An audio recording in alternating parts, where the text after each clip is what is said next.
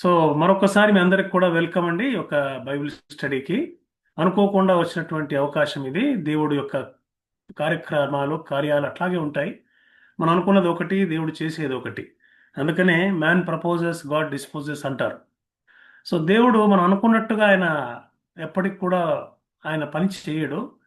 ఆయన పని చేసే విధానం, మనం అనుకున్న ఆలోచన విధానం చాలా తేడా ఉంటుంది. ఆకాశంకి భూమి ఎంత ఎత్తుగా ఉంటుందో అట్లా ఉంటాయని ఆలోచనలు అని చెప్పి దేవుడు మనకు జ్ఞాపకం చేస్తున్నాడు ఆల్రెడీ.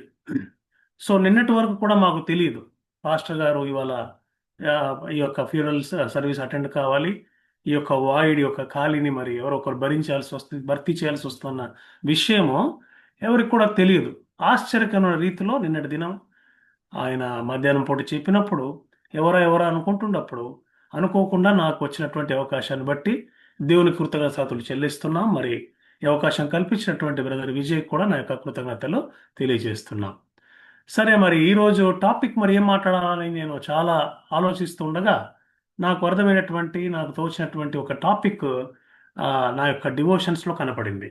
అది ఎక్కడ ఉందంటే తెసలోనికీయులకు రాసినటువంటి పత్రిక మొదటి పత్రిక 4వ అధ్యాయము 11వ వచనంలో ఉందండి. సరే, దాన్ని బట్టి నేను ఈరోజు యొక్క అంశాన్ని తీసుకొని మీతో కొద్దిసేపు మాట్లాడాలన్నటువంటి ఆలోచన కలిగి ఉన్నాను. దేవుడు నాకు ఇచ్చినట్టు ఆలోచన మీతో పంచుకుంటాను. ఆల్రెడీ మీరు మీ కొన్ని విషయాలు మీకు అన్ని తెలిసినవి ఉండొచ్చు, కానీ దేవుడు నాతో మాట్లాడినటువంటి యొక్క మాటల్ని మీతో పంచుకొని దేవునికి మహిమను చెల్లించాలనే ఉద్దేశంతో ఈ యొక్క టాపిక్ని ఎంచుకున్నాను. Life style to please God. Life style to please God. So ఈ విషయం పైన ధ్యానించే ముందు లైఫ్, లైఫ్ స్టైల్, ఈ రెండు విషయాలని నేను ఓ, కూలంకషంగా మరీ అంత డీటెయిల్ కాకపోయినా అట్లీస్ట్ ఒక మంచి ఆ, భావాన్ని కలుగజేయాలన్న ఉద్దేశంతో what is life, what is life style అనే విషయాన్ని నేను మీతో పంచుకోవాలని ఆశపడుతున్నాను. ఒకటి లైఫ్, ఇంకోటేమో లైఫ్ స్టైల్. ఏమండి, ఒకటేమో లైఫ్, ఇంకోటేమో లైఫ్ స్టైల్. లైఫ్ అంటే జీవం, అందరికి తెలిసిన విధంగా లైఫ్ అంటే జీవం. లైఫ్ స్టైల్ అనేసరికి జీవన శైలి. అంటే దేవుడు మనకి ఏర్పాటు చేసినటువంటి మన జీవితంలో ఆ జీవితాన్ని మనం ఎట్లా నడిపిస్తున్నాం అన్నది life style. Life versus life style. కొన్ని ఆలోచనలు ఉదయ కాలంలో నాకు కలిగినప్పుడు అన్ని కూడా పేపర్ పైన రాసుకున్నాను నేను. Life versus life style. What is life, what is life style, తేడాలు ఏంటి అసలు, ఆ జీవానికి జీవన శైలికి ఉన్నటువంటి తేడాలు ఏమిటి అన్న విషయాన్ని నేను ఆలోచన చేసినప్పుడు దేవుడు నాకు అనుగ్రహించినటువంటి కొన్ని ఆలోచనలు మీతో పంచుకుంటాను. మొట్టమొదటిది, లైఫ్ ఈజ్ గాడ్ గివెన్. జీవం అనేది దేవుడి నుండి వచ్చేది, దేవుడు ఇచ్చేటువంటిది. లైఫ్ స్టైల్ అనేది ఒక వ్యక్తి తనకు తానుగా కోరుకునేది. Life is God given, life style is individual chosen. First difference ఇది. దేవుని ద్వారానే జీవం కలుగుతుంది, జీవన శైలి మాత్రము మానవుడు ఎంచుకుంటాడు ఎటువంటి జీవన శైలిలో అతను ఉండాలి అని చెప్పి. నెక్స్ట్, లైఫ్ ఈజ్ గివెన్, జీవం ఇవ్వబడుతుంది. లైఫ్ స్టైల్ అనేది అక్వైర్డ్. అక్వైర్డ్ అంటే మనం సంపాదించుకునేది. ఫ్రీగా ఇవ్వబడేదేమో జీవం అయితే, మనం కష్టపడో ఎవరినో చూసో దాన్ని మనం తయారు చేసుకునేది. అక్వైర్డ్ అంటే జమ చేసుకోవడం. Life style is acquired. అర్థమవుతుందండి? Life is God given, life style is individual chosen. Life is given, life style is acquired. Life is to exist అంటే ఉండాలి, ఉనికి కలిగి ఉండాలంటే అది జీవం. కానీ మనకు ఏదన్నా ఒకటి కలిగి ఉండాలి అన్నదేమో లైఫ్ స్టైల్. అంటే ఉనికి గురించి మాట్లాడేది, ఉనికి గురించి ప్రస్తావించేది జీవమైతే, మనము తెచ్చుకున్నది, అడాప్ట్ చేసుకున్నది, ఇది లైఫ్ స్టైల్ అండి. ఇది మూడో డిఫరెన్స్. నాలుగో difference, life is getting close to God. జీవం అంటే ఏంటంటే జీవాన్ని అనుగ్రహించినటువంటి యేసుక్రీస్తుడు, ఈ జీవం అనుగ్రహించినటువంటి దేవునికి సమీపముగా మూవ్ కావడం అనమాట, జరగడం అనమాట, సమీపంగా రావడం. ఇది లైఫ్. లైఫ్ స్టైల్ అనేసరికి మనకి ఏది ఇష్టమైందో దాని దగ్గరికి, దాని సమీపంగా మనము వెళ్ళిపోవడం, ఇది life style. Life is getting close to God, life style is what you are close to. Life is a gift. జీవం అనేది ఒక బహుమానం, ఒక కానుక. Life style is an outcome. అంటే మనం చేసేటువంటి క్రియలు ప్రక్రియల ద్వారా బయటకు వచ్చేది అవుట్కమ్ అంటారు దాన్ని. అది life style. Life is the state of living. జీవించడం అనేది జీవంతో ముడిపడి ఉంది. కానీ ఎట్లా జీవిస్తాం అనేది లైఫ్ స్టైల్తో ముడిపడి ఉంది. ఇది ఇంకో difference. Life is the journey, అంటే జీవం అనేది ఒక ప్రయాణము. లైఫ్ స్టైల్ అంటే ఆ ప్రయాణంలో నువ్వు ఎంచుకున్న మార్గం. Life style is the journey. Life style life is the journey. Life style is the chosen way to travel. Life is what we're. జీవం అంటే మనం ఏమై ఉన్నామో అది జీవం. కానీ లైఫ్ స్టైల్ అంటే మనము ఎటువంటి వారమై ఉన్నామో అది లైఫ్ స్టైల్. ఏమై ఉన్నామో అది జీవము, ఎటువంటి వారమై ఉన్నామో life style.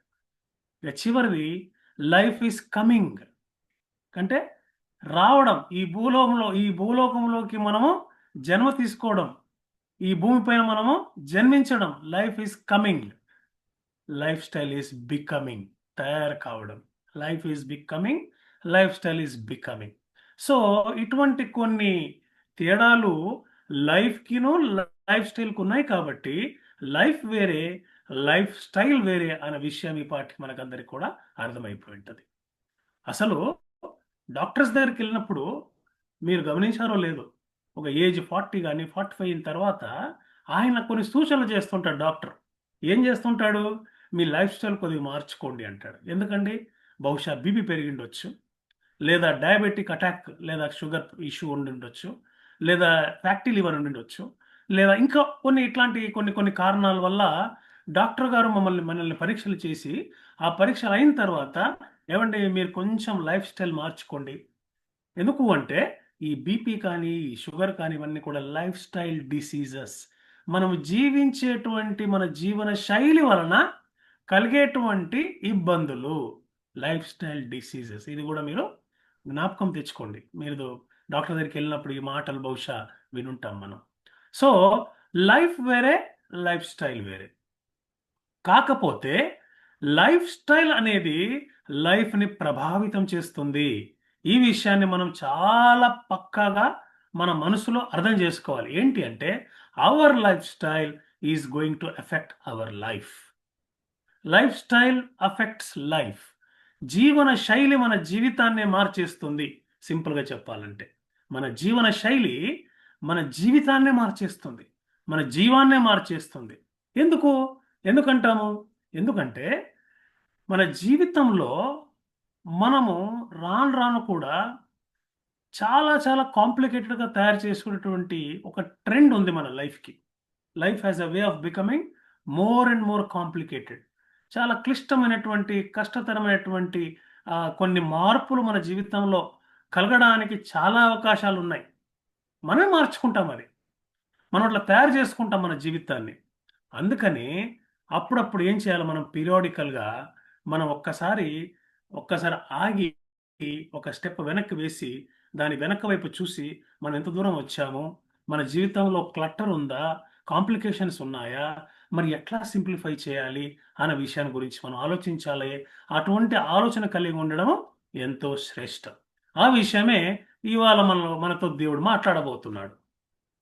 Life has a way of becoming more and more complicated, and there is a need for us to step back periodically and simplify the way we are living. ఒక గ్యారేజ్లో కానీ అటక అంటాం కదా, ఇంట్లో అటక ఉంటారు కదా, యాటిక్ అంటారు ఇంగ్లీష్లో. గ్యారేజ్లో కానీ యాటిక్లో కానీ ఏ విధంగా అయితే పనికిమాలినటువంటి వస్తువులన్నీ లేదా మనం వాడినటువంటి వస్తువులన్నీ కూడా మనం జమ చేసుకొని పెట్టుకుంటామో, జీవితంలో కూడా మనకు అనవసరమైనటువంటి కొన్ని విషయాల్ని మనము గ్యాదర్ చేస్తూ ఉంటాము. ఈ విషయాన్ని ప్రతి ఒక్కళ్ళు కూడా గమనించాలి, ఒప్పుకోవాలి. ఎట్లాగా? ఎందుకు అంటే రాను రాను మన జీవితంలో కొన్ని యాక్టివిటీస్ తీసుకొస్తాం మనం. ముందు ఉండవు అవి. రాను రాను వాళ్ళని చూసో వీళ్ళని చూసో ఇంకా ఏదైనా ఇన్ఫ్లుయెన్స్కి లోన్ అయ్యో ఏదో ప్రభావితం చెందో మొత్తానికి వి యాడ్ సమ్ యాక్టివిటీస్. అంతేకాకుండా కొన్ని వస్తువులు కూడా తెచ్చుకుంటాం మన జీవితంలోకి. మనం పొజిషన్స్ అంటాం వాటిని. కొన్ని గ్యాడ్జెట్స్ కొంటాం మనం. కొన్ని అవసరానికి మించినటువంటి వస్తువులు కొనుక్కుంటాం. అవసరం ఉంటే పర్వాలేదు, అవసరానికి మించి మనం కొంటాం. దాని తర్వాత కొన్ని ఆలోచనలు కలిగి ఉంటాం మనం. ఏంటి ఆలోచనలు? ఆలోచనలు ఏంటంటే ఎవరి గురించి మనం ప్లాన్ చేయాలి? ఏదన్నా ఒక ఆలోచన చేయాలంటే ఎవరిని పెంచాలి, ఎవరిని తగ్గించాలి, లేదా ఎవరికి ఎక్కువ ప్రేమ చూపించాలి, ఎవరిని దూరం పెట్టాలి, లీడర్షిప్ ఏ విధంగా చేయాలి, ఎవరితో నేను ఎంతసేపు మాట్లాడాలి, ఇవన్నీ కూడా కన్సర్న్స్ అంటాం మనం. ఈ కన్సర్న్స్ అన్నిటిని కూడా మనం యాడ్ చేస్తూ ఉంటాం అనమాట. మనం పుట్టినప్పుడు కానీ యవన ప్రాయంలో కానీ మన ఫీలింగ్స్ కానీ మన ఆలోచనలు కానీ వేరుగా ఉంటాయి. రాను రాను సంవత్సరాలు గడుస్తున్న కొద్దీ we add some activities, we add some positions and also some concerns. అది ఫ్రీక్వెన్సీ ఎంత త్వరగా మారిపోతుందంటే ఏజ్ పెరిగే కొద్దీ ఆ ఫ్రీక్వెన్సీ మారిపోతుంది.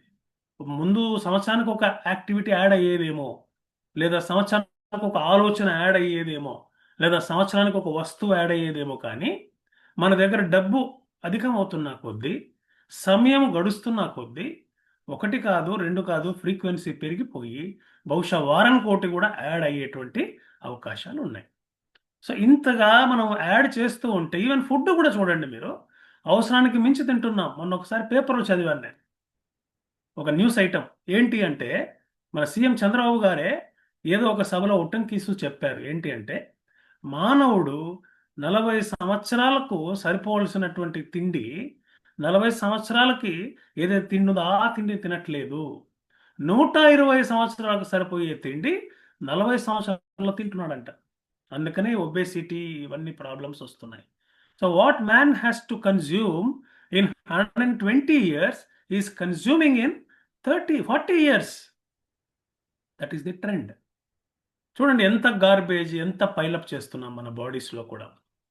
అందుకని ఇవన్నీ చూసి మనం గమనించుకోవాల్సినటువంటి అవసరత ఉంది, కానీ మనం వాటిపైన శ్రద్ధ పెట్టము, దానిపైన ధ్యాస ఉంచాం. కాబట్టి మన అఫైర్స్ అన్నీ కూడా, మన హెల్త్స్ అన్నీ కూడా, మన బాడీస్ అన్నీ కూడా కన్ఫ్యూజ్ స్టేట్లో ఉండిపోతున్నాయి. డాక్టర్ దగ్గరికి వెళ్ళినప్పుడు అతను దాదాపు చేతులు ఎత్తేసినంత పని చేసి, ఇక తప్పేది ఏం లేదండి, మీరు మార్పన్నా చేసుకోండి, ట్యాబ్లెట్ అన్న వాడండి అనే పరిస్థితి వస్తుందన్నమాట. ఇది ఫిజికల్ లైఫ్ సంబంధించింది. అదే స్పిరిచువల్ లైఫ్ సంబంధించింది, ఒకప్పుడు మనం ఏదో హెల్ప్ఫుల్ అనుకుంటాం, మనము ఆ హెల్ప్ఫుల్ అనుకున్న దాన్ని తెచ్చిపెట్టుకుంటాము. అది తీరా అది ఒక భూతం అయిపోయి మన అటక పైన ఒక పెద్ద స్థలాన్ని ఆక్రమిస్తుంది అనమాట.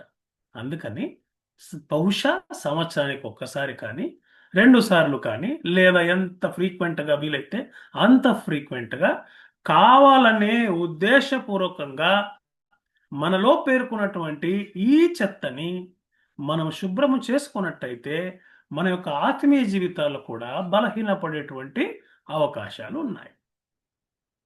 ఏంటి దీని ఉద్దేశం?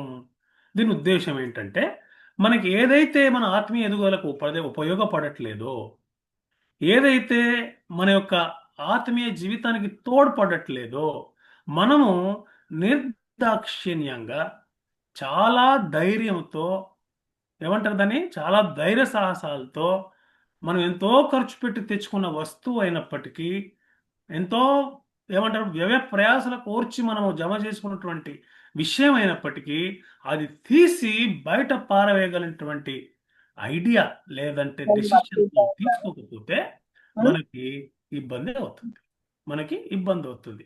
ఎందుకని? అది ఎంత మాత్రం మనకు ఉపయోగం కాదు. కాబట్టి దాన్ని మనం తీసి పారవేయగలిగినటువంటి కరేజ్ కావాలి మనకి. ఆ కరేజ్ మనకు వచ్చినప్పుడు మన ఆత్మీయ జీవితం కూడా మెరుగుపడుతుంది. అందుకనే ఇది అవసరం. ఒకవేళ ఈ విషయం ఈ దాంట్లో మనం నిర్లక్ష్యం చేసినట్టయితే మన life style will become so cluttered. మనకే సమాధానం, మనకే శాంతి ఉండకుండా దేవునితో సహవాసాన్ని మనం కోల్పోవడానికి రెడీగా సిద్ధంగా ఉంటాం. It's impossible to have a fellowship or relationship with God. కొంతమందికి చాలా ఈజీ జగ్లింగ్ చేయడం అనమాట. కొద్దిమందికి వాళ్ళు ఎట్లా చేస్తారంటే అది చేయగలరు, ఇది చేయగలరు, కానీ ఆత్మీయ విషయాలకు వచ్చేసరికి ఈ జగ్లింగ్ ఎంత మాత్రం పనికిరాదు. నిజమైన క్రైస్తవులకి అస్సలు పనికిరాదు. సో దేవుడు చెప్పేటువంటి విషయం ఏంటి? దేవుని యొక్క కార్యక్రమాలన్నీ కూడా జీవితంతో సంబంధించినవి, జీవితంతో ముడిపడి ఉన్నవి, జీవితంలో చేయాల్సినవి, జీవంతో చేయాల్సినటువంటివి.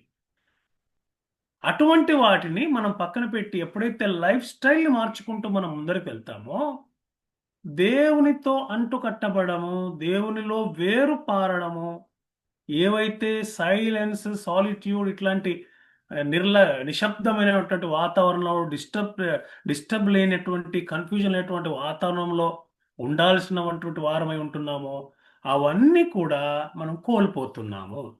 ఇది ఇవాళ దేవుడు మనతో మాట్లాడబోతున్నాడు. ఈ విషయాలపైన ఏంటి, ఏం చేయాలి మనము?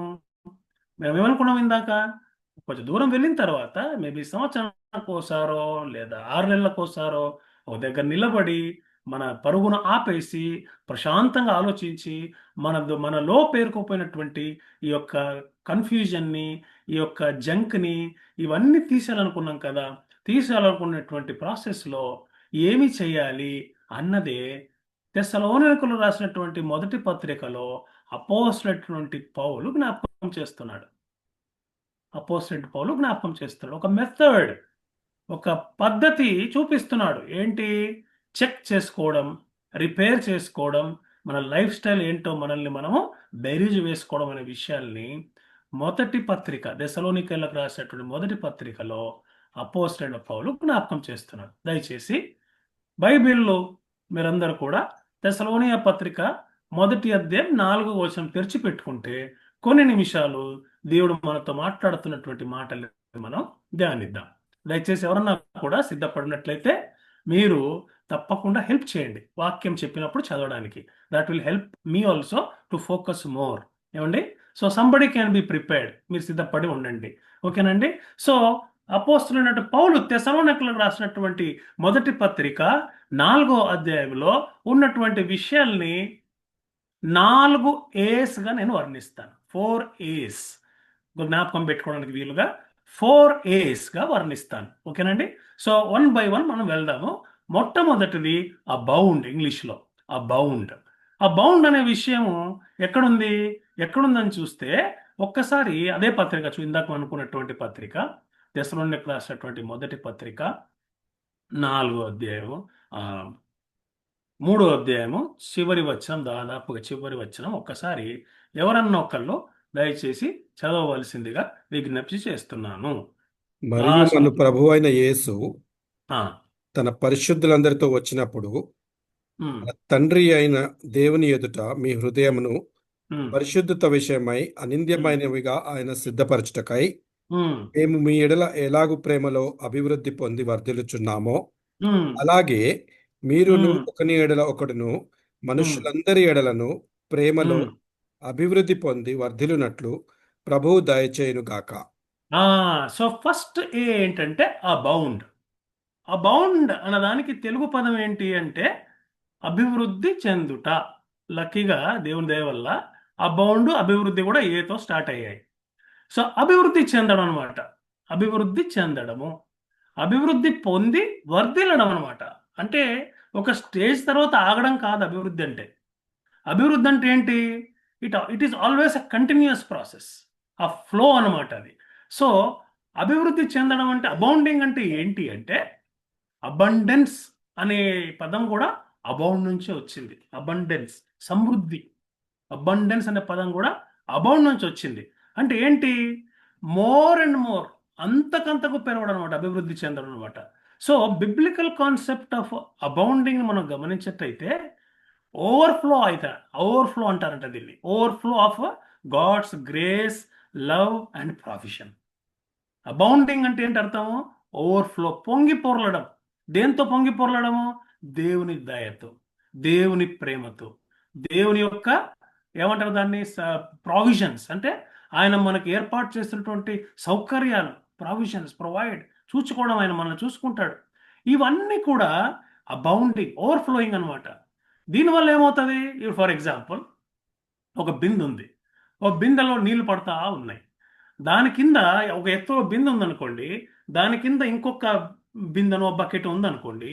ఈ బిందెలో నీళ్లు కానీ ఇంకేమన్నా పదార్థాలు కానీ పోసినప్పుడు ఇవి నిండి పొంగి పొర్లుతే ఓవర్ఫ్లో అవుతే ఏమవుతుందండి? కింద ఉన్నటువంటి బకెట్లో కూడా పడతాయి అవి, లేదా బిందెలో కూడా పడతాయి. అంటే దాని అర్థం ఏంటి అంటే, ఆ బాండింగ్ వలన ఇతరులు ఆశీర్వాదం పొందుతారు. మనం మాత్రమే కాదు కానీ, because of the overflowing it inspires other believers to live abundantly in faith, in hope, in love and good works. మరి వేటిల్లో అబౌండ్ కావాలి మనం? బైబిల్ చాలా ఉన్నాయి విషయాలు, అబౌండింగ్ దేంట్లో ఉండాలో. కానీ మన సబ్జెక్ట్కి తగినట్టు కొన్ని మాత్రం నేను తీసుకున్నాను. గబగబా అవేవో చూసేద్దాం మనం. మొట్టమొదటిగా అబౌండింగ్ ఎక్కడ కావాలంటే అండి, ఇందాక చదివినటువంటి పాఠ్యభాగంలో ఈ వచనంలో ఏముందండి? మేము మీ ఎడల ఏలాగు ప్రేమలో అభివృద్ధి పొంది వర్ధిల్లుచున్నాము, అలాగే మీరును ఒకని ఎడల ఒకడును మనుషులందరి ఎడలను ప్రేమలో అభివృద్ధి పొంది వర్ధిల్లునట్లు ప్రభువు దయచేయునుగాక. సో మొట్టమొదటిది ఏంటండి? First thing is abounding in love. Abounding in love ఎట్లా అబౌండ్ కావాలంట? ఫస్ట్ ఆఫ్ ఆల్ ఒకరికొకరు అంటే బిలీవర్స్ అందరూ కూడా ఒకరికొకరు ప్రేమ చూపించాలి. దాని తర్వాత మనుషులందరిలో ప్రేమ చూపించాలి. నాకు నా ఓన్లీ నా కమ్యూనిటీయే, నా చర్చే, నా మొహల్లానే, నా లీడరే, లేకపోతే నా ఏరియానే అనకుండా first believers you have to be loving with each other, then loving towards all mankind. మనుషులందరి ఎదుట, మన సమాజంలో రకరకాల మనుషులు ఉంటారు మనతో, వీళ్ళందరి ఎదుట కూడా మనం ప్రేమలో అభివృద్ధి పొందాలి. మొదటిది ఏమనుకున్నామండి? We should abound in love. అట్లాగే ఫిలిప్పీలకు రాసినటువంటి పత్రిక 1వ అధ్యాయము 9వ వచనం చూడండి ఎవరన్నా. ఫిలిప్పీలకు రాసినటువంటి పత్రిక 1వ అధ్యాయము 9వ వచనం. మీరు శ్రేష్టమైన కార్యమును వివేచింపగలవారగుటకు ఉమ్, మీ ప్రేమ తెలివితోనూ ఉమ్, సకల విధములైన అనుభవ జ్ఞానముతోనూ కూడినదై ఉమ్, అంతకంతకు అభివృద్ధి పొందవలెననియు, ఉమ్, ఇందువలన దేవుని మహిమయు స్తోత్రమును కలుగునట్లు మీరు ఉమ్, యేసుక్రీస్తు వలన నీతి ఫలముతో నిండికొనిన వారై క్రీస్తు ఉమ్. దినమునకు నిష్కపటులను నిర్దోషులను కావాలనని ప్రార్థించున్నాను. చూసారండి, అపోస్తలుడు పౌలు ప్రార్థిస్తున్నాడు. ఇక్కడ ఫిలిప్పి సంఘంలో చెప్తున్నాడు ఇటువంటి మాట.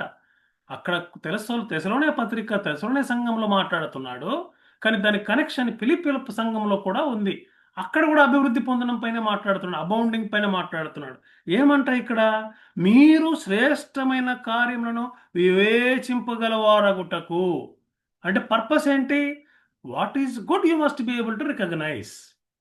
మీరు శ్రేష్టమైన కార్యములను వివేచింపగలవారగుటకు. ఇందాకేమనుకున్నాము? ప్రేమ కదా, ప్రేమలో అబౌండ్ కావాలి.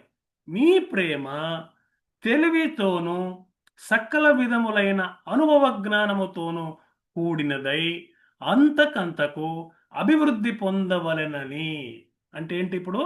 ఇన్ నాలెడ్జ్, అనుభవ జ్ఞానం. That is what knowledge? Working knowledge, అనుభవ జ్ఞానం. It's not simply bookish knowledge or second hand knowledge, but first hand knowledge.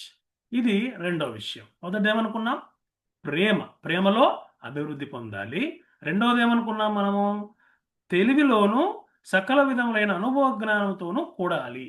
ఇది రెండోది, వర్కింగ్ నాలెడ్జ్. ఇక మూడవ విషయం చూద్దామండి. 1 కొరింథీలో 15వ అధ్యాయము 58వ వచనం చూద్దామండి. 1 కొరింథీ 15వ అధ్యాయము 58వ వచనం. కాగా ఆ, నా ప్రియ సహోదరులారా, మీ ఉమ్, ప్రయాసము ప్రభువునందు వ్యర్థము కాదని ఎరిగి ఉమ్, స్థిరులను కదలని ఉమ్, వారును ఉమ్. ప్రభు కార్యాభివృద్ధి ఎప్పటికీ ఆసక్తులై ఉండుడి. ఇక మూడవది, ప్రభు కార్యాలలో అభివృద్ధి ఉండాలి. ప్రభు కార్యాలలో అభివృద్ధి ఉండాలి. వాట్ ఏ వండర్ చూడండి. ప్రేమ ప్రోగ్రెషన్ చూసారంటే, ప్రేమకి ఏది కలపాలంట? వర్కింగ్ నాలెడ్జ్తో పాటు ఈ రెండు అయిన తర్వాత దేవుని కార్యక్రమాలు చేయడానికి మనం అభివృద్ధి చూపించాలి. We should grow, we should abound in the work of the Lord. Love, knowledge, work of the Lord. ఇక నాలుగో విషయము రోమా పత్రిక 15:13 చూద్దామండి. రోమా పత్రిక 15వ అధ్యాయము 13వ వచనం చూడండి ఒక్కసారి.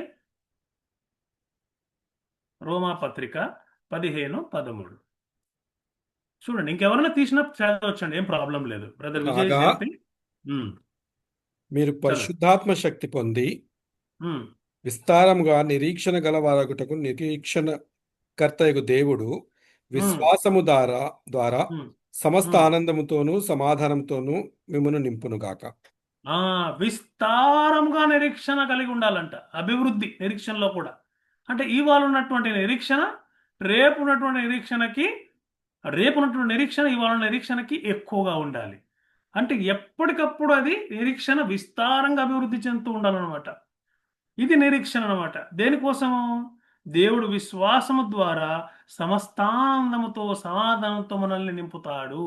ఇనే విషయానిపైన నిరీక్షణ కలిగి ఉండాలి. ఎట్లా వస్తుంది నిరీక్షణ? పరిశుద్ధాత్మ శక్తి పొందితే వస్తుంది.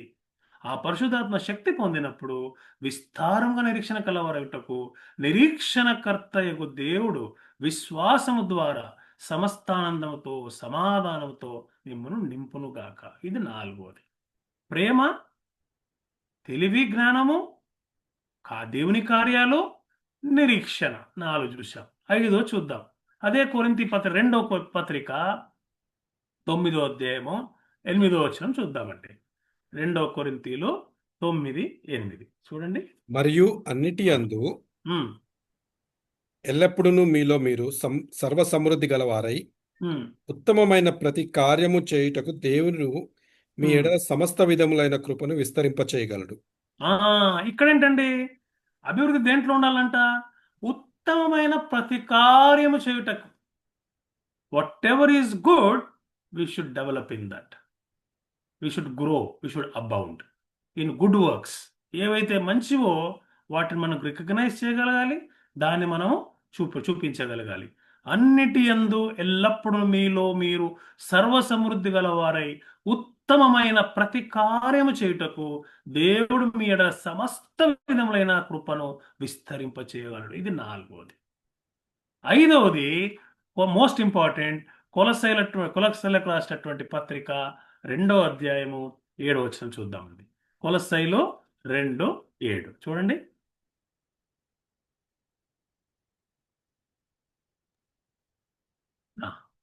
కావున కొలస్సైలు మీరు 2:7. ప్రభు అయిన క్రీస్తు యేసును అంగీకరించిన విధముగా ఉమ్, ఆయన యందు వేరుపారిన వారై ఉమ్, ఇంటి వలె కట్టబడుచు ఉమ్, మీరు నేర్చుకొనిన ప్రకారముగా విశ్వాసమందు స్థిరపరచబడుచు ఉమ్. కృతజ్ఞతాస్తుతులు చెల్లించుట యందు విస్తరించుచు ఆయన యందు నడుచుకొనుడి.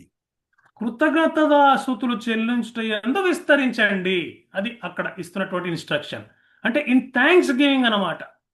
What is there to thank for అనుకోకుండా రోజు ఇట్లా లేదు కదా అనే విషయం మనం జ్ఞాపకం చేసుకోవాలి. నాకు ఒకసారి ఇది ఎక్స్పీరియన్స్ అయింది. నేను ఒకసారి మాకు ఒక సండే పూట ఈ సంవత్సరంలోనే ఆగస్టులో ఫస్ట్ సండే మాకు మీటింగ్ పెట్టారు, ఆఫీస్ మీటింగ్. ఆఫీస్ మీటింగ్ పెడితే అది ఏమైంది, సాటర్డే హాఫ్ డే నుంచి మొదలై సండే ఫుల్ డే అయిపోయింది. దాదాపు 9 గంటల వరకు నడిచింది అది. అప్పుడు యాక్చువల్గా మనం ఏమనుకోవాలి, బాధపడాలి. తర్వాత నాకు జ్ఞాపకం వచ్చింది, ఏంటి, ప్రతి విషయమందు కృతజ్ఞతాస్తుతులు చెల్లించని దేవుడు చెప్పాడు కదా, దీని యందు ఏముందని ఆలోచిస్తే నాకు ఒక రీజన్ దొరికింది కృతజ్ఞత చెల్లించడానికి. ఏంటది? ప్రతి ఆదివారం ఇట్లా ఉండట్లేదు కదా, అందును బట్టి ఐ థ్యాంక్ యూ లార్డ్ అనుకున్నాను. నో కదా, ఎవ్రీ సండే మీటింగ్ పెడుతున్నామా? మా ఆఫీస్ వాళ్ళు పెడుతున్నారా? పెట్టట్లేదు. అదేదో సంవత్సరానికి ఒక్కసారి జరిగిన విషయం. ఇప్పుడు ప్రతి ఆదివారం ఐఎమ్ ఫ్రీ. సో కృతజ్ఞత చెల్లించాలి. సో అపోస్తలుడైన పౌలు జ్ఞాపకం చేసేది ఏంటంటే, కృతజ్ఞతాస్తుతులు చెల్లించడం యందు మనము విస్తరించాలి. Abound in thanks giving. So first abound పైన మనం కొద్దిసేపు ధ్యానించి కొన్ని విషయాలు మనం కనిపెట్టగలిగాం. 6 విషయాలు ఇన్ఫ్యాక్ట్. ఏంటి 6 విషయాలు?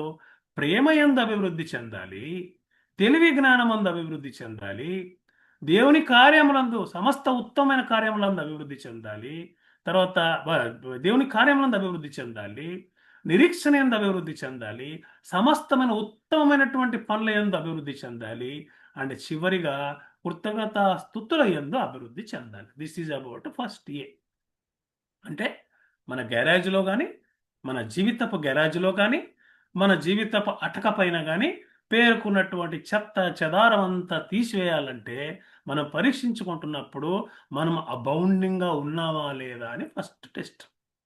అభివృద్ధి పొందుతున్నామా లేదా, లేదా స్టాగ్నేట్ అయిపోయిందా మన గ్రోత్ అనేది first test. Are we abounding first. ఇక రెండో దానికి వస్తే యాబ్స్టెయిన్. అది కూడా ఇందాక చదివినటువంటి తెస్సలోనికే పత్రికల 4వ అధ్యాయం మొదటి 12 వచనాల్లోనే ఉంది ఇది. రెండో విషయం యాబ్స్టెయిన్. యాబ్స్టెయిన్ అంటే ఏంటి? మానేయడం. మానేయడం. యాబ్స్టెయినింగ్ అంటే మానేయడం కదా. యాబ్స్టెయిన్ ఫ్రమ్ ఓటింగ్ అంటారు. ఇప్పుడు పార్లమెంట్లో ఓటింగ్ జరిగింది అనుకోండి, ఫలానా పార్టీ యాబ్స్టెయిన్ ఫ్రమ్ ఓటింగ్ అంటే ఏంటి? వాళ్ళు పాల్గొనదలుచుకోలేదు అనమాట, వాళ్ళు గైర్ హాజరైపోయారు, వాళ్ళు they're absent. So deliberate choice to refrain from certain actions. కొన్ని యాక్షన్స్ నాకు నచ్చవు, ఆ యాక్షన్స్ నేను చెయ్యను. ఆమె నా కోపము, నేను I will abstain from going that way. ఆమె ఎక్కడుందో ఆ ఏరియాకే పోను నేను. ఈ వ్యక్తి నాకు నచ్చలేదు కాబట్టి ఆయన మాట్లాడుతున్నప్పుడు నేను లేచి బయటికి వెళ్ళిపోతాను. I abstain from listening. లేదా నాకు ఈ వంకాయ పడదు, ఐ అబ్స్టైన్ ఫ్రమ్ ఈటింగ్. ఎందుకంటే ఆ వంకాయ నాకు పడదు కాబట్టి. కొంతమందికి నిమ్మకాయ పడదు, ఎగ్జాంపుల్ చెప్తున్నాను. సో మీకు పడని వాటిని, మీకు ఇష్టం లేని వాటిని, మీకు నచ్చని వాటిని మీరు చేయకపోవడమే అబ్స్టెయిన్. సో ఇది ఒక సబ్స్టెన్స్ అన్నా కావచ్చు, ఒక ప్రాక్టీస్ అన్నా కావచ్చు. నేను చర్చికి పోతే నేను ఎవరితో మాట్లాడను. I abstain from speaking to everyone. ఎవరితో మాట్లాడను, ఐ అబ్స్టెయిన్. గమ్మున నేను ప్రార్థన ఆమెను అనగానే బయటకు వచ్చేస్తాను. ఇంకోటి, I abstain from eating. Practice. చర్చికి వెళ్ళే ముందు నేను ఏది కూడా తినను, I abstain from eating. Good Friday రోజు నేను నీళ్ళు కూడా తాగను, I abstain from drinking water also. ఇది ఒక టైప్ ఆఫ్ అబ్స్టెయినింగ్ అనమాట. కొన్ని పాపాలు ఉంటాయి. ఏంటవి? ఆ పాపాల వల్ల మనకి నష్టం కలుగుతుందని మనకు తెలుసు, లేదా మన ఆత్మీయ జీవితానికి లాభం లేదని తెలుసు. అందువల్ల ఏం చేస్తాం మనము? వాటిని మనం దూరం పెట్టుకుంటాం. ఏం చేస్తాం మనం?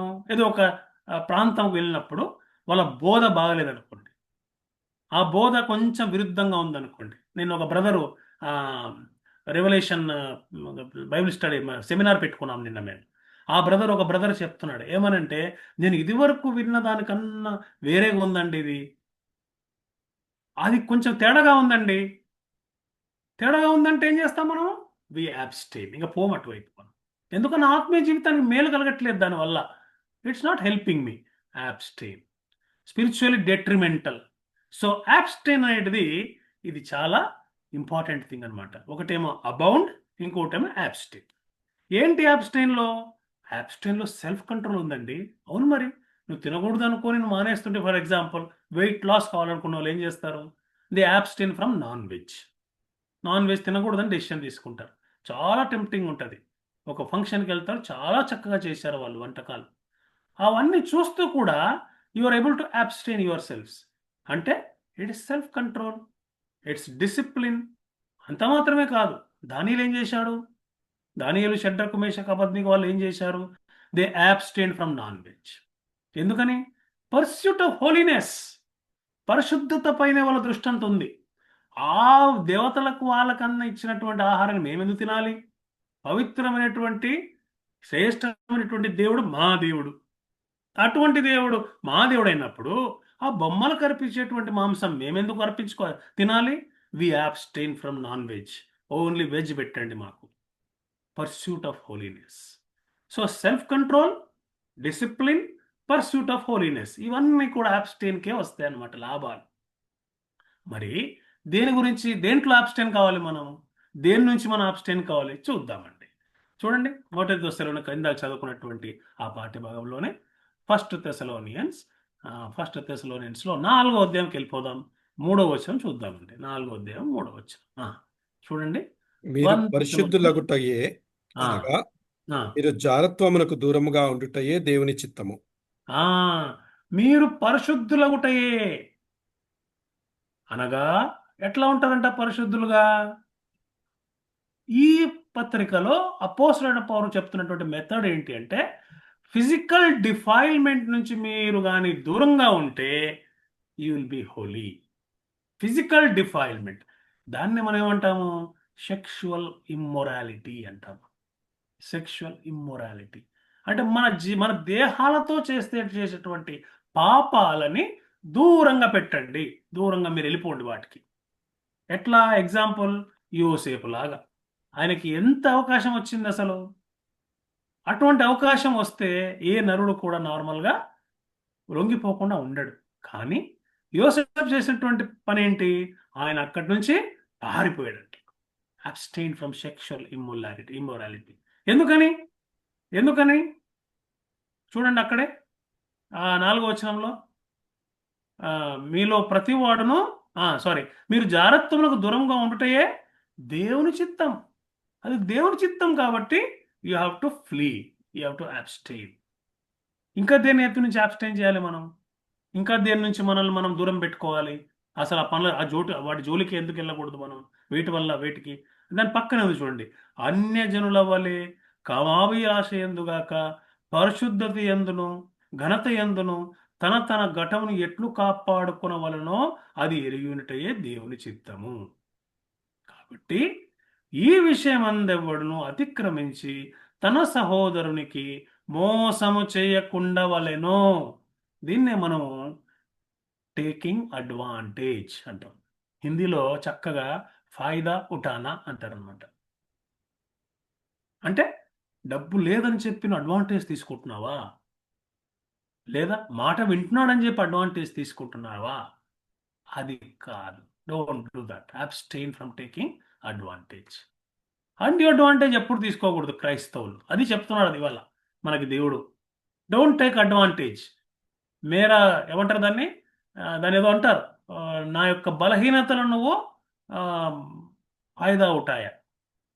దానికి ఏదో ఉంది కరెక్ట్గా ఉర్దూలో నాకు రావట్లేదు, కానీ అది మేరా ఏదో అంటారు దాన్ని. ఫాయిదా ఉఠాయా అంటే నా యొక్క నీడ్ని నువ్వు యు ఆర్ టేకింగ్ అడ్వాంటేజ్. అట్లాగే మూడో విషయము అది కంటిన్యూ చేస్తే ఎందుకనగా మేము పూర్వం మీతో చెప్పి సాక్ష్యం ఇచ్చిన ప్రకారము ప్రభువు వీటన్నిటి విషయమై ప్రతిదండన చేయువాడు. పరిశుద్ధులు కావుటకి దేవుడు మనల్ని పిలిచాను, కానీ అపవిత్రులవుటకు పిలవలేదు. కాబట్టి ఉపేక్షించువాడు మనిషిని ఉపేక్షించడు, కానీ మీకు తన పరిశుద్ధాత్మను అనుగ్రహించిన దేవుని ఉపేక్షించుచున్నాడు. మీలో పరిశుద్ధాత్మ ఉంది కాబట్టి మీరు ఎంత మాత్రం వేరే వాళ్ళలాగా ఉండకూడదు. క్రైస్తవులారా, విశ్వాసులారా, you abstain from uncleanness, impurity, జారత్వం, ఇటువంటి ఏవైతే అన్ని చెడు ఉన్నాయో అన్నిటి నుంచి మీరు దూరంగా ఉండండి. మూడవది. 4వది అదే తెస్సలోనిక పత్రిక 5వ అధ్యాయము 22వ వచనం చూద్దామండి. 22వ వచనం చూడండి. 5:22. ప్రతి విధమైన కీడునకును దూరంగా ఉండుడి. ప్రతి విధమైనటువంటి కీడు. ఇంగ్లీష్ ఇంకా బాగా బ్యూటిఫుల్గా ఉంది. Every form of evil. కీడు అని ఉంది ఇక్కడ యాక్చువల్గా, కానీ యాక్చువల్గా ఇట్ ఈస్ ఈవల్ అంటే దయ్యం నుంచి వచ్చింది అనమాట. సో కీడు అంటే ఎవరికైనా నువ్వు హాని చేద్దాం అనుకున్నావు అనుకో, అటువంటి ఆలోచన రానియద్దు. అది దేవుడు జ్ఞాపకం చేస్తున్నాడు. ఇంకా ఎవరికైనా నువ్వు అపకారం చేద్దాం అనుకున్నావు అనుకో, because of your selfishness, no, abstain. ఎందుకు? You are a person filled with Holy Spirit. దేవుని యొక్క ఆత్మ నీలో ఉంది కాబట్టి అవి నువ్వు చేయకూడదు ఎంత మాత్రము. Every form of evil. ఇది 4వది. 5వ చూద్దాం. 1 పేతురు 2వ అధ్యాయము 11వ వచనం చూడండి ఒకసారి. 1 పేతురు 2వ అధ్యాయం 11వ వచనం. 1 పేతురు 2వ అధ్యాయము 11వ వచనం.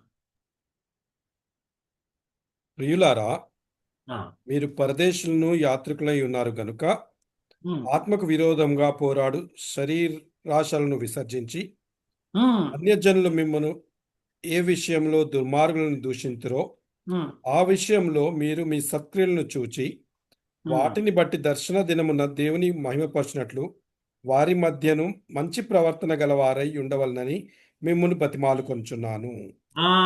ఇప్పుడు 11th verseలో చివరి భాగంలో ఉందండి. ఏంటంటే ఆత్మకు విరోధముగా పోరాడు శరీరాశలను విసర్జించండి. అబ్స్టైన్. విసర్జించడం అంటే యు కంప్లీట్లీ టోటలీ అవాయిడ్, విసర్జించడం. So desires of the flesh అనమాట, శరీరాశలు. శరీరాశలన్నిటి నుంచి దూరంగా ఉండండి. ఆత్మకు విరోధంగా పోరాడుతున్నవి ఎందుకు? పరిశుద్ధాత్మ ఉంది లోపల. ఆ పరిశుద్ధాత్మకు విరోధంగా పోరాడేవి ఈ శక్తులన్నీ కూడా, ఈ డిజైర్స్ అన్నీ కూడా. వాటన్నిటిని నువ్వు లోపటి రానిస్తే లోపల ఉన్నటువంటి ఆత్మ బయటికి పోతుంది. బిలీవర్స్కి ఇది ఎంత మాత్రమో తగదు. Don't entertain, avoid, abstain. So 5 విషయాలు చెప్తున్నాడు ఇక్కడ apostle Paul. Sexual immorality, taking advantage, uncleanness, impurity, every form of evil and desires of the flesh. ఇది అబ్స్టైన్. ఒకటి అబౌండ్ చూసాము, ఒక ఏ. రెండవ ఏ అబ్స్టైన్ చూసాము. ఇప్పుడు మూడో ఏ ఆస్పైర్. ఆస్పైర్ ఆస్పైర్ అనేసరికి ఇన్స్పైర్కి ఆస్పైర్కి దగ్గర సంబంధం ఉందండి. Inspire, aspire. ఎందుకని? Your aspirations will inspire you. Your aspiration is your inspiration. Aspire అంటే కోరిక. ఏం కోరుకుంటున్నావు? What are you aspiring? What are you aspiring? So whatever is your aspiration, that is your inspiration. So aspire అంటే అర్థం ఏంటండి? Strong desire. I aspire to become a doctor.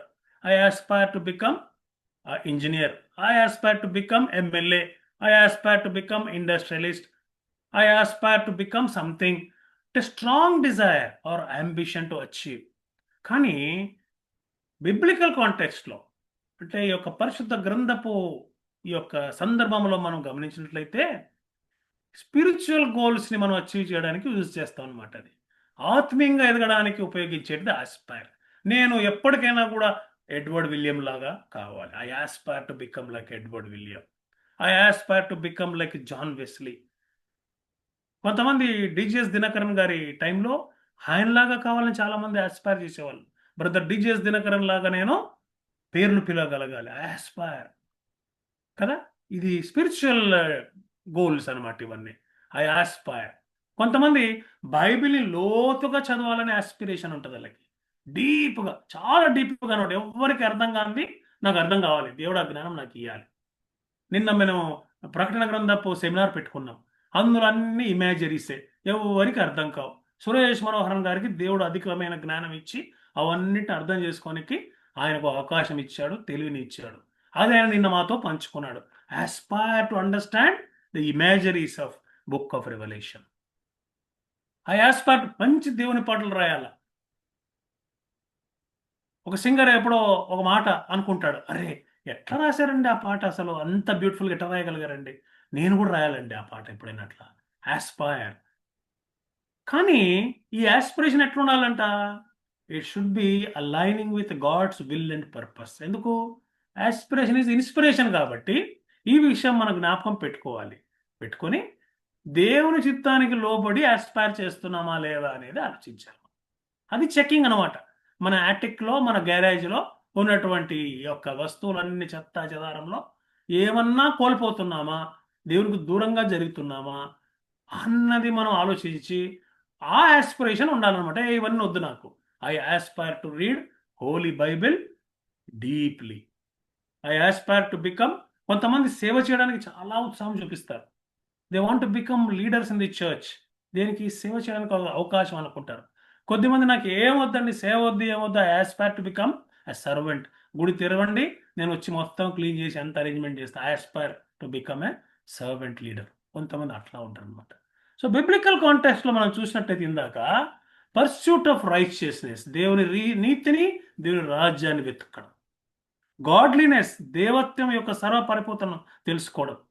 అంత మాత్రమే కాదు, దేవుని పిలుపుకు లోబడడం కూడా పర్స్యూటే. పర్సనల్ అంబిషన్ కాదు ఇది ఎంత మాత్రం. కానీ దేవుని యొక్క చిత్తానికి లోబడి దేవుని యొక్క చిత్తానుసారంగా మన యొక్క ఆత్మీయ జీవితంలో ఎదగడం అనేది ఒక ఆస్పిరేషన్. ఇవన్నీ చాలా ఉన్నాయి. వీటన్నిటి గురించి మనకు ఎక్కువ టైం లేదు కాబట్టి నేను అది ఎక్కువ చెప్పకుండా ఒకటే విషయం చెప్తాను. ఏంటి అంటే, ఆస్పిరేషన్ ఒకవేళ దేవుని చిత్తానికి లోనై ఉంటే పాజిటివ్, మెచ్చుకోతగింది. కానీ ఆ ఆస్పిరేషన్ దేవుని చిత్తానికి లోను కాకుండా వాక్యానుసారంగా లేదనుకుంటే సైతాన్ వెంటనే ఎంట్రీ ఇస్తాడు. మనలో ఎంతో మంది నాయకులు ఉన్నారు. మీరందరూ చూసిండొచ్చు మీ చర్చెస్లో, మీ యొక్క ఇలాకాల్లో, మీ కమ్యూనిటీలో చూసిండొచ్చు మీరు. ఒక వ్యక్తి సేవ చేద్దామనే ఉద్దేశంతో, ఆస్పిరేషన్తో ముందరికి వచ్చి సాతాను యొక్క కబంధ హస్తాలకు చిక్కుకొని పోయి సాతాను యొక్క ప్రతినిధిగా దేవుని యొక్క రాజ్యానికి ఆటంకంగా మారినటువంటి విషయాలు కూడా మీరు చూసిండొచ్చు. నేను చూశాను. నా ఫ్రెండ్, నా తమ్ముడు విజయ్ కూడా చూశాడు. మీరు కూడా చూసుంటారు. అరే ఏంటి ఈ వ్యక్తి ఏదో చేస్తాడనుకుంటేనే దేవుని సేవకు అడ్డంకిగా మారిపోయాడు. Because of ego, because of selfishness. Why? Aspiration is not as per God's will. It is not positive. ఎందుకని?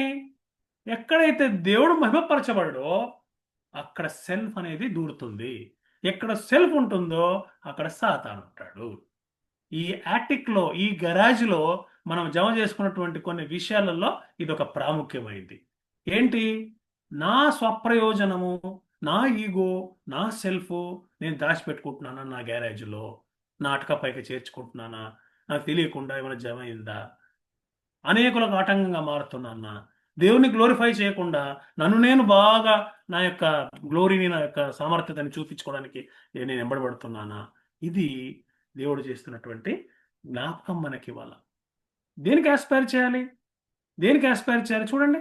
ఈ సింపుల్గా చెప్పాలంటే ఇందాక నేను స్టార్ట్ చేసినప్పుడు చెప్పినటువంటి వచనమే ఈ ఆస్పిరేషన్కి ఒక మాదిరిగా ఉంటుంది. చూడండి ఒక్కసారి. తెసలోనికయ పత్రిక, మొదటి పత్రిక 4వ అధ్యాయము 11, 12 వచనాలు చదువుదామండి. 11, 12. అలాగుననే ఉమ్, మాసిదోనియా యందంతటా ఉన్న ఉమ్, సహోదరులందరినీ మీరు ఉమ్, ప్రేమించుచున్నారు. ఉమ్, సహోదరులారా, మీరు ఉమ్, ప్రేమ యందు మరి ఎక్కువగా అభివృద్ధి నొందుచుండవలెననియు, ఉమ్, సంగమునకు వెలుపటి వారి ఎడల మర్యాదగా నడుచుకొనుచు, ఉమ్, మీకేమీ కొదువు లేకుండానట్లు ఉమ్, మేము మీకు ఆజ్ఞాపించిన ప్రకారము ఉమ్, మీరు పరుల జోలికి పోక, మీ ఉమ్, సొంత కార్యములను జరుపుకొనుట యందును, మీ ఉమ్, చేతులతో పనిచేయుట యందును ఆశ కలిగి ఉమ్, ఉమ్, ఉండవలననియు మిమ్మును ఉమ్. హెచ్చరించుచున్నాము. ఆ, ఏం చెప్తున్నాడంట? ఇంగ్లీష్లో చాలా బ్యూటిఫుల్గా ఉంది. Aspire to lead a quiet life. క్వైట్గా, లొల్లి లేకుండా, ఏమాత్రం హడావుడి, ఈ యొక్క డిస్టర్బెన్స్, అందరిని ఇబ్బంది పెట్టే లైఫ్ కాకుండా క్వైట్ లైఫ్ లీడ్ చేయడానికి ఆస్పైర్ కండి. You aspire for a quiet life. ఇంగ్లీష్లో two to mind your own business. నీ పని నువ్వు చేసుకో, వేరే వాళ్ళ దాంట్లో తల దూర్చకు. aspire to mind your own business and to work with your own hands. నీ చేతులతో స్వంతంగా కష్టపడు, కష్టపడు. తర్వాత that you may work properly toward those who are outside. ఎవరైతే నీకు వెలుపల ఉన్నారో, నీ సంఘస్థులు కారో, నీ తోటి విశ్వాసులు కారో, వారి పట్ల సక్రమంగా నడుచుకోవాలి. నువ్వెంతరా అనకూడదు మనం వాళ్ళని. You may walk properly toward those who are outside. And ఇవన్నీ చేసినందువల్ల నీ ఆస్పిరేషన్ ఏంటి? You should lack nothing. ఎందుకని? దేవుడు నీతో ఉంటాడు కాబట్టి.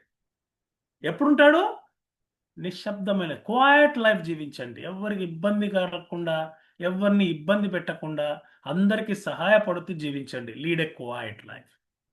నీ పన్ను చేసుకో, వేరే వాళ్ళ దాంట్లో తలదూర్చకు. Mind your own business. నీ సొంత చేతులతో నువ్వు పని చేసుకో. To work with your own hands. నీ నీ జీవితం నువ్వు సక్రమంగా జీవించి, నీ తోటి విశ్వాసులకు కాకుండా బయటి వాళ్ళకు కూడా నువ్వు సహాయకరంగా ప్రాపర్లీగా నడుచుకో. అప్పుడు దేవుడు నీకు ఏది కూడా కొదవ కాకుండా చూస్తాడు. Because your aspiration is perfect. So abound. దేంట్లో అభివృద్ధి చెందుతున్నావు? ఇంకోటి ఏం చెప్పాను? అబ్స్టైన్. దేన్ని వదిలేస్తున్నావు? దేన్ని దూరపరుస్తున్నావు? 3, ఏది కోరుకుంటున్నావు, ఏది ఆస్పైర్ చేస్తున్నావు? చివరిది అప్రూవ్. ఏది ఆమోదిస్తున్నావు? అప్రూవ్. Last fourth approve. చాలా ఉన్నాయి కానీ 4తో ముగిస్తాం మనం. అప్రూవ్. ఏంటి అప్రూవ్ అంటే? అప్రూవ్ అంటే ఏంటి? పరీక్షించాలి ఫస్ట్. అంతే కదండి. How will you approve? ఇప్పుడు నీ దగ్గరకు ఒక ఫైల్ వచ్చిందండి. నేను ఆఫీస్లో పనిచేస్తున్నాను. నా దగ్గరకు ఒక ఫైల్ వస్తుంది అప్రూవల్ కోసం, లేదా ఒక నోట్ వస్తుంది. ఏం చేస్తాను నేను?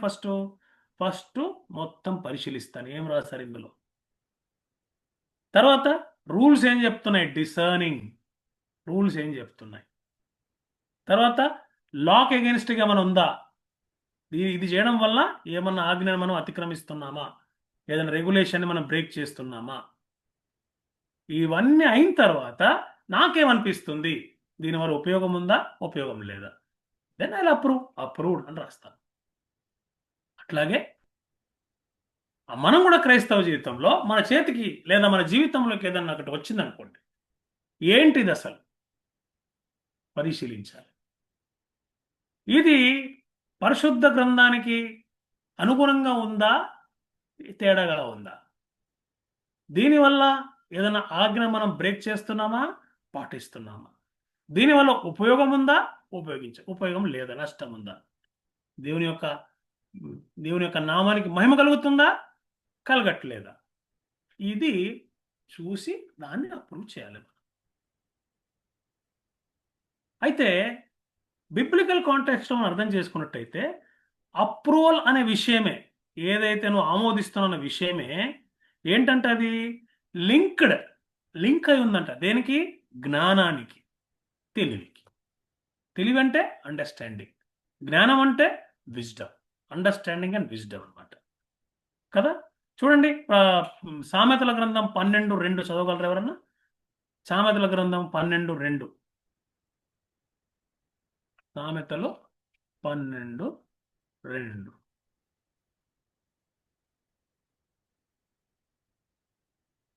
సామెతలు 12:2. సత్పురుషునికి యెహోవా కటాక్షము చూపును, ఆ, దురాలోచనలు గలవాడు నేరస్తుడని ఆయన తీర్పు తీర్చును. ఆ. చూసారండి, సత్పురుషునికి యెహోవా కటాక్షము చూపును, దురాలోచన గలవాడు నేరస్తుడని ఆయన తీర్పు తీర్చును. అంటే ఏంటి? దురాలోచన కలవాడు దేవునికి ఆమోదయోగ్యుడు కాడు. సత్పురుషుడు యెహోవా కటాక్షము పొందుతాడు. కాబట్టి అర్థం ఏంటి? దేవుడు ఆమోదించింది నేను కూడా ఆమోదించాలి. What ever God is approving, I will also approve. అదొక చిన్న సూత్రం మనకి, అది వన్ ఆఫ్ ది చిన్నదనమాట. అయితే విశ్వాసులు ఏం చేయాలి? విశ్వాసులు ఆర్ ఎన్కరేజ్డ్. దేని విషయంలో? వాళ్ళ యొక్క ఆస్పిరేషన్స్, వాళ్ళ యొక్క కోరికలు ఏవైతే ఉన్నాయో అవన్నీ కూడా బైబిల్ సంబంధించిన బిబ్లికల్ ప్రిన్సిపల్స్లో ఏకీభవిస్తున్నాయా లేదా? ఏకీభవిస్తున్నాయా లేవా? ఇది చూడాలి మనం. ఏకీభవిస్తున్నాయా లేవా? అప్రూవ్ కదండి. A good man obtains favor from the Lord, but the Lord condemns a man who devises evil. అంటే ఎవరైతే కుటిలుడు ఉంటాడో, ఎవడైతే నీతిపరుడు కాడో వాడిని దేవుడు ఎదిరిస్తాడంట. అందువల్ల అది నాకు కూడా వద్దు. దేవుడు ఏదైతే వద్దంటున్నాడో నేను కూడా నేను కూడా అప్రూవ్ చేయను. What ever God approves I will approve. ఇక కొత్త నిబంధన విషయానికి వస్తే గ్రీక్ పదము డాక్యుమాజో అనే పదం యూజ్ చేయబడిందండి. డాక్యుమాజో, అప్రూవ్. ఏంటి డాక్యుమాజో? డాక్యుమాజో గ్రీక్ పదంలో 3 అర్థాలు ఉన్నాయి. ఒకటి టెస్ట్, అంటే ఫస్ట్ పరీక్షించాలి దేనికైనా పెట్టి. నెక్స్ట్ ఎగ్జామిన్, బాగా పరిశీలించాలి. తర్వాత రుజువు చేయాలి, ఇది కరెక్ట్ అని రుజువు చేయగలగాలి. ఈ 3 కలిపితేనే అప్రూవల్ అనమాట. ఇందాక నేను చెప్పినప్పుడు ఆఫీస్ నోటు, ఫైల్ గురించి చెప్పాను కదా, అట్లా అనమాట. ఇది అపోస్తలుడైనటువంటి పౌలు చాలా ఎక్కువగా రాశాడు. ఇది ఆయన ఏం చెప్తున్నాడు చూడండి. రెండు వచనాలు చదువుకుందాం మనం. ఎక్కువ వద్దు, 2 వచనాలు చదువుకొని మనం ముగించుకుందాం. రోమాపత్రిక 12:2. రోమాపత్రిక 12:2 చూడండి ఒకసారి. రోమాపత్రిక 12:2. మీరు ఈ లోక మర్యాదను అనుసరింపక ఉత్తమము చదవండి. సంపూర్ణమైన దేవుని చిత్తమేదో పరీక్షించి తెలుసుకొనున్నట్లు మీ మనస్సు మారి నూతన మగట వలన రూపాంతరం పొందుడి. చూసారండి, తాను ఎంచుకొనదగిన దానికి. చాలా అంతే చాలు. 2వ వచనమే ఏమంటున్నాడు? మన ఇంత డాక్యుమాజో గురించి చెప్పాం కదా. ఏంటది? Test, examine, prove. ఏమంటున్నాడు 12వ అధ్యాయం 2వ వచనంలో? మీరు ఈ లోక మర్యాద అనుసరింపక. ఎందుకు? లోకానికి ఏది బాగుంటే పైనుంచి అది అప్రూవ్ చేస్తారు, టెస్ట్ చేయరు. ఎవరన్నా మంచి డ్రెస్ వేసుకొని వస్తే గుడ్ పర్సన్ అంటారు, ఎవరన్నా స్వీట్గా మాట్లాడితే నైస్ పర్సన్ అంటారు కదా. ఎవరన్నా మంచిగా సూటు బూటు వేసుకొని బాగా డబ్బులు వెదజల్లుతూ ఉంటే ఓ రైట్ పర్సన్ అంటారు. కానీ మీరు అట్లా ఉండకూడదు. అది చెప్తున్నాడు దేవుడు. ఏం చెప్తున్నాడు? మీరు ఈ లోక మర్యాదను అనుసరింపక ఉత్తమమును, అనుకూలమును, సంపూర్ణమును, చూసారండి, what is best, what is positive and what is complete, ఈ మూడు ఉన్న దేవుని చిత్తం ఏదో, దేంట్లో ఉంది దేవుని చిత్తం, ఈ మూడు కలిసిన దాంట్లో పరీక్షించి తెలుసుకున్నట్లు మీ మనస్సులో చేంజ్ రావాలి. అప్రూవల్ కావాలంటే చేంజ్ రావాలి, రైట్ అప్రూవల్ కావాలంటే రైట్ మైండ్ ఉండాలి. అది దేవుడు చెప్తున్నాడు మనకి ఇవాళ. 2వ వచనం, ఫిలిప్పీలు 1వ అధ్యాయము 9, 10. ఫిలిప్పీలు 1వ అధ్యాయము 9, 10 చూడండి ఒకసారి. ఫిలిప్పీలు 1వ అధ్యాయము 9, 10. మీరు శ్రేష్టమైన కార్యములను వివేచింపగలవారగుటకు మీ ప్రేమ తెలివితోనూ సకల విధములైన అనుభవ జ్ఞానముతోనూ కూడుకొనినదై అంతకంతకు అభివృద్ధి పొందవలననియు, ఇందువలన దేవునికి మహిమయు స్తోత్రమును కలుగునట్లు మీరు యేసుక్రీస్తు వలనైన నీతి ఫలములతో కూడిన వారై క్రీస్తు దినమునకు నిష్కపటులను నిర్దేశులను కావాలనని ప్రార్థించుచున్నాను. ఇక్కడేం చెప్తున్నాడు? డొక్కిమాజోలో 2వ లెవెల్ ఇది ఏంటది? మీరు శ్రేష్టమైన కార్యములను వివేచింపగల, డిసర్నింగ్, గమనించాలి. మనం గమనించే శక్తి ఎట్లా వస్తుంది? ఓన్లీ దేవుడిస్తేనే వస్తుంది. అది పరిశుద్ధాత్మ వరం, అది అందరికీ రాదు. అది ఎందుకు కొంతమంది ఊరికనే మోసపోతారు? ఎందుకు ఊరికనే ప్రతిదానికి హైరాణ పడిపోతుంటారు? పరిశుద్ధాత్మ శక్తి లోపించింది వారిలో కాబట్టి మోసపోతుంటారు, గమనించలేకపోతుంటారు. దుర్మార్గులు మంచి వాళ్ళు నమ్ముతుంటారు. అదే పరిశుద్ధాత్మ శక్తి ఉందనుకోండి, ఇమ్మీడియట్గా తెలిసిపోయి డిసర్నింగ్. ఏమంటాడు ఇక్కడ?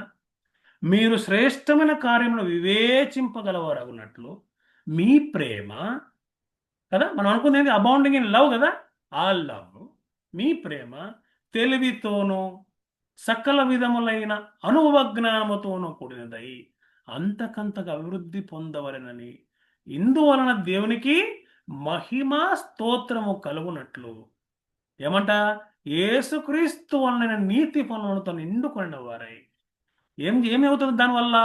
క్రీస్తు దినమునకు నిష్కపటులను నిర్దోషులము అవుతామంట. మనం ఎప్పుడు మన యాస్పిరేషన్ ఈ రకంగా ఉంటాయి. మన యాస్పిరేషన్తో నెగిటివ్ అయిందనుకోండి, అయ్యో ఇదేంటి నాకు పనిష్మెంట్ వచ్చింది అనుకుంటాం మనం. అట్లా కాకుండా నిష్కపటులము నిర్దోషం కావాలంటే our aspiration should be right. అది ఫిలిప్పీల పత్రికలో పౌలు గారు జ్ఞాపకం చేస్తున్నాడు. సో అప్రూవల్, దీన్ని అప్రూవ్ చేస్తున్నాం మనం.